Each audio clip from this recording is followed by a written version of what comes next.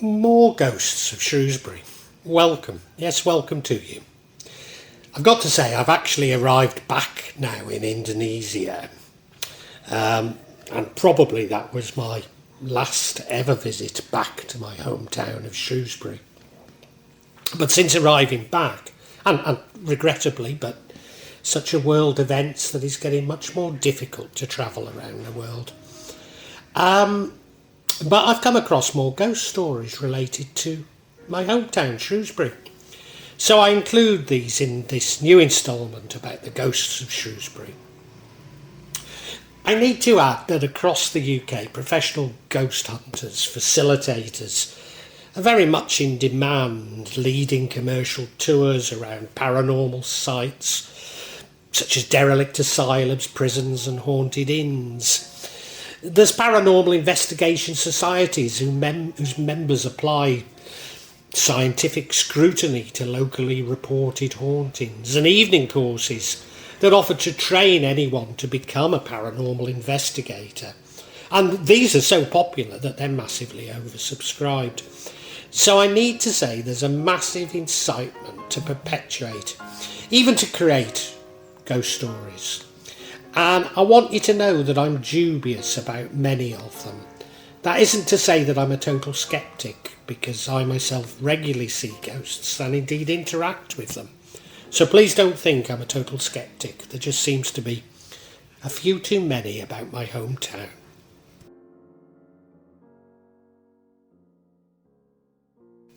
Pride Hill. In previous vlogs I've mentioned that the Buttercross was the sites of executions. Indeed, hanging, drawing and quartering. Although it didn't always occur at the Buttercross. There were other sites in Shrewsbury where this took place. And whilst there are no reported hauntings, or at least as far as I know at this moment in time, because I stand to be corrected, there are no reported hauntings at the Buttercross itself. It would seem that the shops all around it have experienced some sort of paranormal activity. For example, there's a ghost of a woman who's been reported in W.H. Smith, who dissolves and disappears shortly after being spotted. I think there's a similar story about Marks and Spencer's. Now, my mate Kipper works in Marks and Spencer's, so I must ask him about it, but I'm really not sure about it. Whilst there's said to be a ghost of a World War I soldier that's been reported in Burger King, ordering a Whopper and fries. As you might have gathered, I made that last bit up.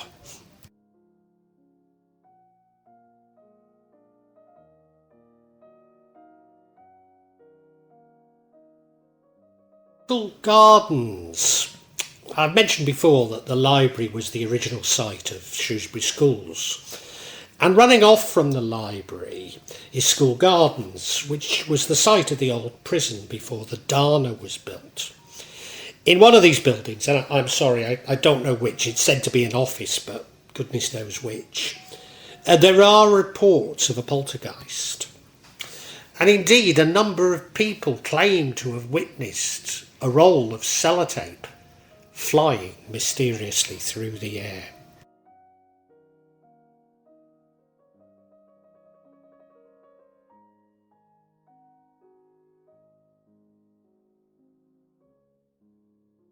The square with its old market hall, and I mentioned that the buildings around the square are said to have witch marks engraved on them.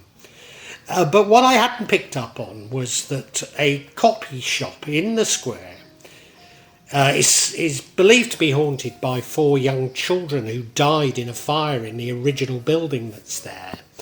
It's also believed that the ghost of their mother can be seen looking for them. At the very same place, there's a story of a haunting by a man who was murdered there. Apparently he was stabbed in the chest, and customers, while getting documents copied, report of feeling a pain in their chests. Finally, or I say finally, at this point in time I believe it to be final, there's a ghost of a young servant girl, again in that same building, who hung herself from the beams in the original building, and it's said that she can at times be seen.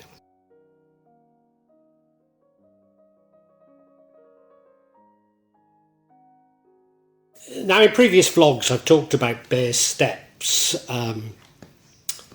and this is about Bear Steps. Well, it's actually a shirt shop that's apparently close by it. And this is said to be haunted by the ghost of a sad-looking gentleman. Maybe he bought one of those new, Brutus shirts, which I bought a few when they started being remade, and the quality is very poor indeed.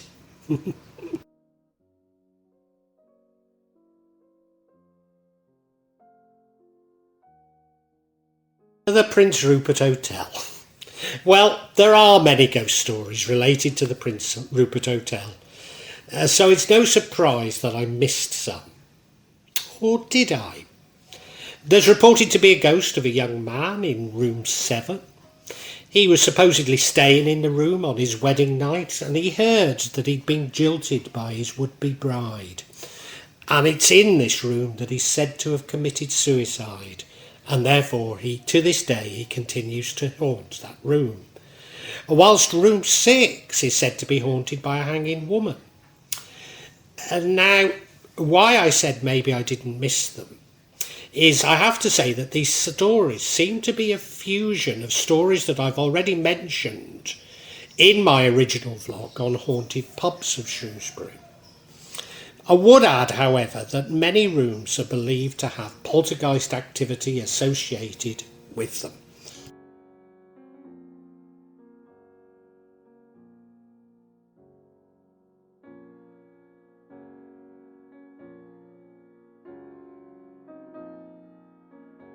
I have to say it comes as no surprise to me that the Lion Hotel also has a further ghost story associated with it. I mean, it's not going to be outdone, is it, by the Prince Rupert?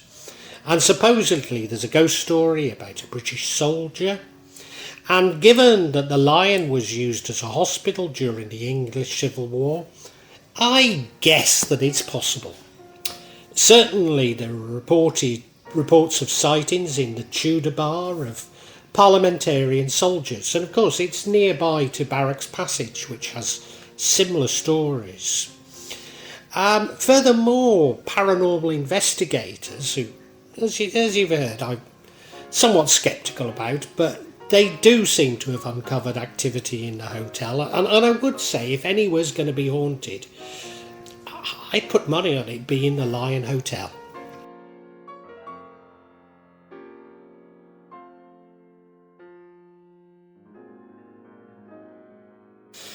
Hotspur, my cousin Vernon, welcome by my soul. Vernon, pray God my news be worth a welcome, Lord. The Earl of Westmoreland has 7,000 strong, is marching hitherwards, with him Prince John. No harm, what more, Vernon? And further I have learned, the King himself in person is set forth, or hitherwards intended speedily, with a strong and mighty preparation. Hotspur, He shall be welcome too. Where is his son, the nimble-footed madcap Prince of Wales, and his comrades who dafted the world aside and bid it pass? Vernon, all furnished in the arms, all plumed like estridges that wing the wind, baited like eagles having lately blaved, glittering in golden coats like images, and full of spirit as the month of May, and gorgeous as the sun at midsummer, wanton as useful goats and as young bulls. I saw Harry and his beaver on, his cuisses on his thighs, gallantly armed, rise from the ground like feathered Mercury, and vaulted with such ease to his seat. And if the angel dropped down from the clouds to turn the wind to fiery Pegasus, and the witch of the world with noble horsemanship, King Henry, how bloody the sun begins to peer. Above young Busky Hill, the day looks pale at his distemperature. Prince Henry, the southern wind doth play the trumpet for his purpose, and by his hollow whistling in the leaves foretales the tempest, a blustering day. King Henry, then with the losers let all it sympathise, for nothing can seem foul to those that win. Hotspur, O Harry, thou hast robbed me of my youth. I better broke the loss of brittle life than those proud titles thou hast won me.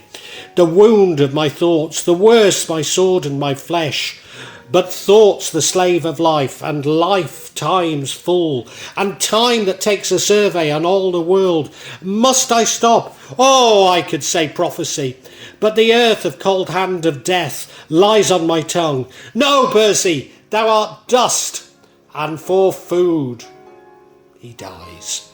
Prince Henry, for worms, brave Percy, fare thee well, great heart, ill-weaved ambition, of how much thou shrunk.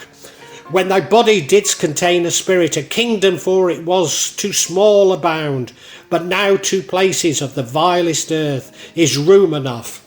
The earth that bears thee dead bears not alive so stout a gentleman. If I wert sensible of courtesy, I should not make dear as show of zeal, but let my favours hide thy wrangled face, and even in my behalf I'll say thank myself for doing these fair rites of tenderness. Adieu, and take thy praise with thee to heaven. The ignominy sleeps with thee in thy grave, but not remembered in thy epitaph. He sees Falstaff on the ground. What, old acquaintance, could thou not all this flesh keep in a little poor life? Poor Jack, farewell. I could have spared a better man. Oh, I should have a heavy loss, miss of thee. If I were much in love with vanity, death had not struck a fat deer today, though my dearer in this bloody fray. And that was William Shakespeare, of course, King Henry IV, Part 1, about the Battle of Shrewsbury.